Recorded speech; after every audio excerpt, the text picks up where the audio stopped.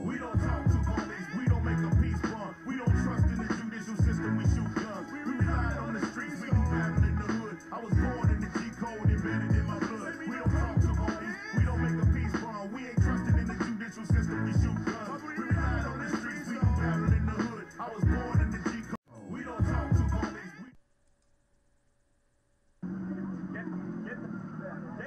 This video is of an NYPD officer assaulting a fellow officer.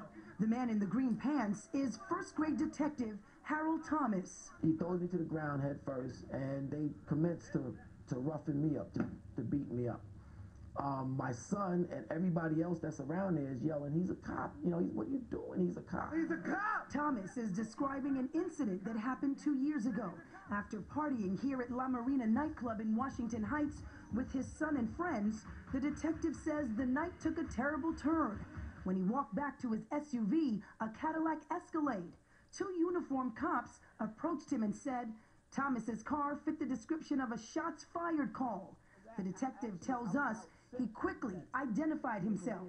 I can never just show one without the other, you know. If I show somebody the shield, we want to see the ID card, you know.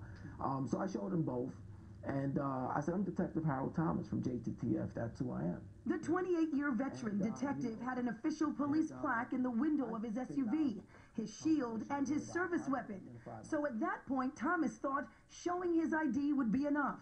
But he says it was far from enough and far from over when a third uniformed officer showed up. The third cop comes up, and he's a John Wayne. He spins me around, slams my head on the hood of my car, which actually made a dent in the hood of my brand new car.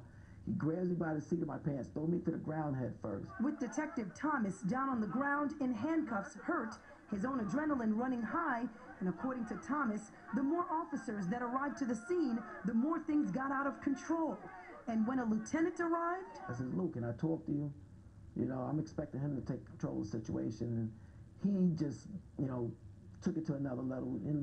He starts very unprofessional. He starts cursing me, "You're a disgrace," blah, blah, blah. And he takes his hand and he hits me in the face and he mushes me, almost knocks me down. You hear them say, "Hey, he's one of us." How did you feel at that point? First I'm dazed because I was almost knocked unconscious, but I'm in disbelief. But then I regain my senses and I'm saying to myself, these guys are in trouble. The story took some twists and turns and led to charges against Thomas that include DWI, resisting arrest, and assaulting a police officer.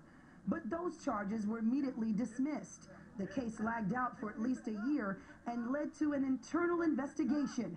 In the end, this decorated officer felt isolated and betrayed. Even though I did more in my career than all 3 of those cops put together, they decided, you know what, we're going to look out for the 3 white officers.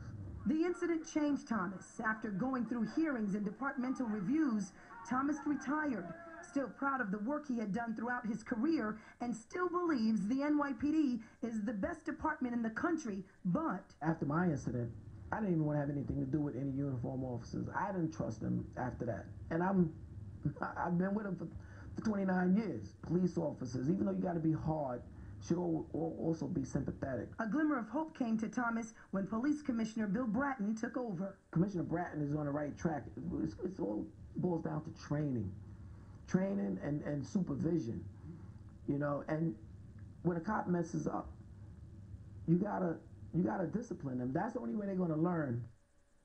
Thomas's son was